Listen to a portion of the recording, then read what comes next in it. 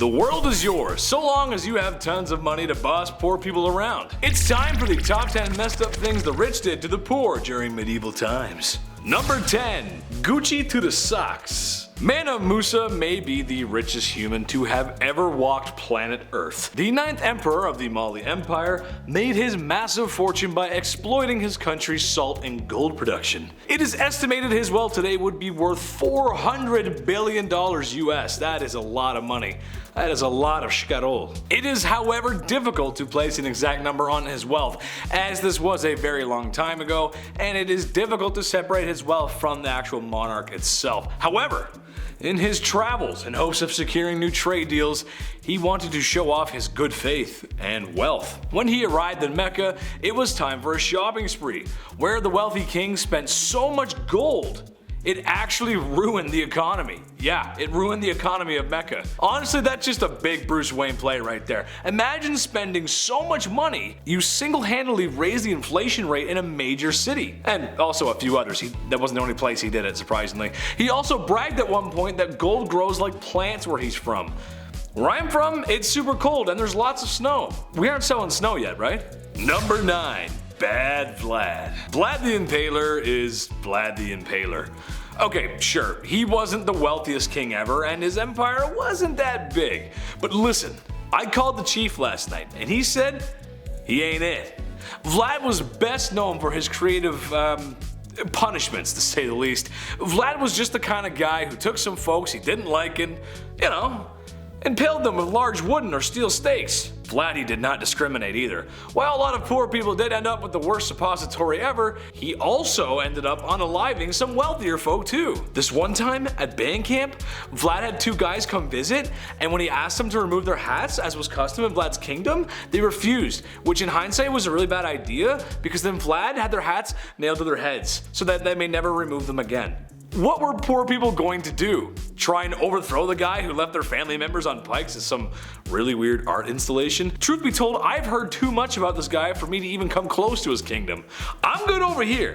I don't need to be anywhere near him. You stay over there, I'll be over here, it's all good. Number 8. Return of the Mack.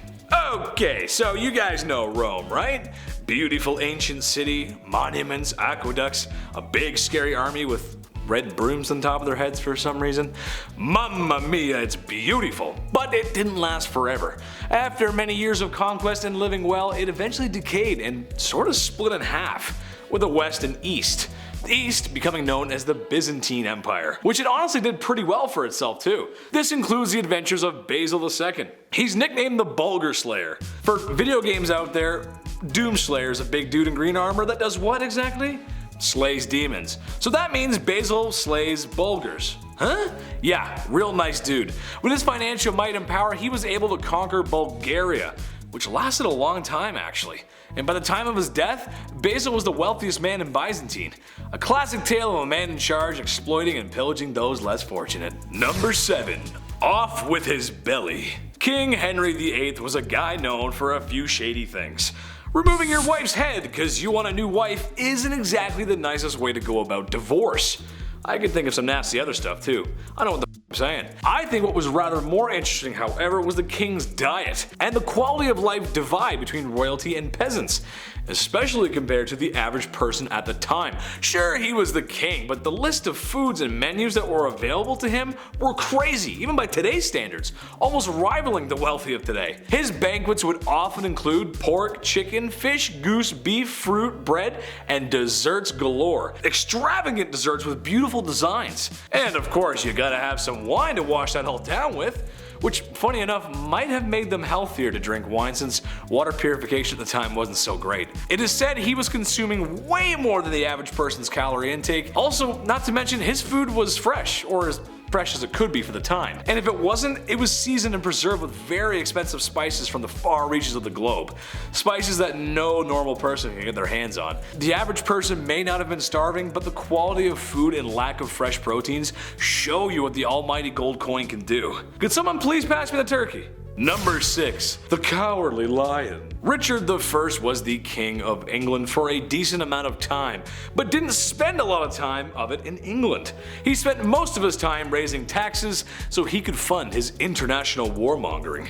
After all, that's kind of what history is about. History doesn't usually remember the times we were super friendly and got along. Which brings us to the Crusades! After recapturing Acre in 1191, his enemy Saladin was considering options of what to do next, and also considering prisoner swaps, which actually was common for the time. Sadly, Saladin may have been taken too long, or may have been planning a retake of the city, because Richard had waited too long. Not sure what Saladin was up to, he took prisoners from Acre who were poor civilians and soldiers up onto a nearby hill in full view of Saladin and slaughtered 3,000 people. He's remembered for being Richard the Lionheart for his bravery.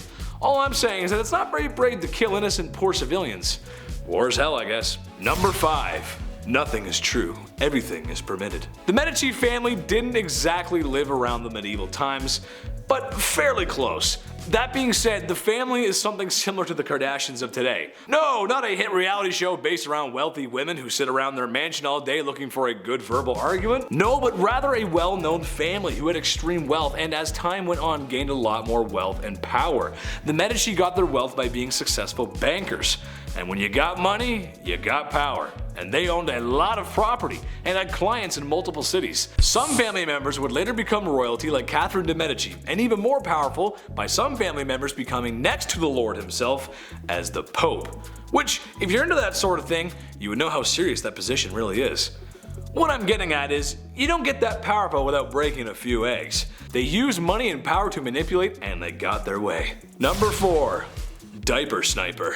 Alright, this one's messed up, but that's just how things were. Marriage is a beautiful matrimony between two loving people that has a harmonious, lasting lifetime. Tell that to people in divorce court and see where that gets you. While we may marry for love today, things were a little bit different back in ye olde times. Marriage was oftentimes a business opportunity, or a peace treaty of sorts, and other versions of marriage would have you on a certain Dateline show with Chris Hansen. I'm talking about girls getting married at the old refined age of 12.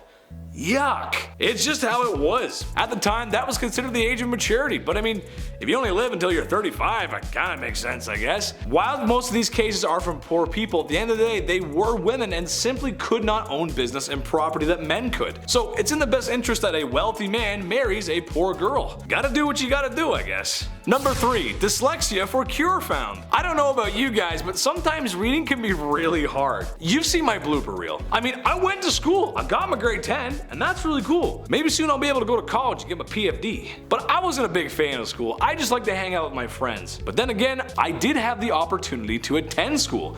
The same cannot be said for poor peasants in the medieval age. Some wealthy kings would go as far as to ban the serfs from learning to read. Wouldn't want your population to be too smart, they might overthrow you after all. And sorry ladies, that means you aren't going either. Schools were boys clubs, no girls allowed. The richest of families could have their son sent off to be a squire and eventually enter knightship for their royal throne. But this was for the very rich. I can't help but think that I would look good in all that metal armor though. Give me a sword, a shield, noble steed. Assuming the wealthy would let me go to school. Please sir, could I learn to read? Number 2. Do you require a bowel movement, sir? Kings will be kings, and sometimes they do some things that shouldn't be things. Meet the royal groom of the stool, a man who must follow the king around with a ye olde porta potty, or really just a bowl, where he would be ready to assist the royal in a release of his bowels. Originally created by King Henry VIII, the groom's job was to assist the king with a box to relieve himself, also carrying towels and water, even monitoring the outcome of such daily events. After all, he's the king, gotta keep tabs on his diet. It's also rumored that the kings may have even required assistance in hygiene after the fact. Which, I mean, come on, I know we all need help sometimes, but that's a tad much. With all the disease and not hand washing at the time, I'm not really sure anyone ate food ever again. Ooh. Number 1. Dead end job. Wiping a royal bum is tough, but cleaving a man's head from his body kinda sucks too. The rich uphold the law, and that means when it's time for the death penalty, somebody's gotta do it. Somebody with less money and somebody who might not have a choice, as professional unalivers at the time often were handed down the blood-soaked acts of their kin. On one hand, you have law and order that is respected. On the other hand, you have a profession that sees law and order through, but is not that well respected. Makes sense that the job kinda sucks though. Unalivers often had to practice their skills and eventually work their way up to the real McCoy, practicing on pumpkins, animals, and eventually criminals. If they got it wrong, i.e. too many swings of the axe, people would rush and attack their unaliver. Despite what movies and cartoons may make you think, these people did have empathy for what they were doing, and because of their social status, a lot of them lived lonely lives. That's gonna wrap it up for today, guys. Make sure you like, comment, and subscribe here on Bumblebee, and if you think I'm funny sometimes, check out my socials linked down in the description. I've been your host, Andrew Castonguay, aka Big Ched. Stay sweet, my little honeybees.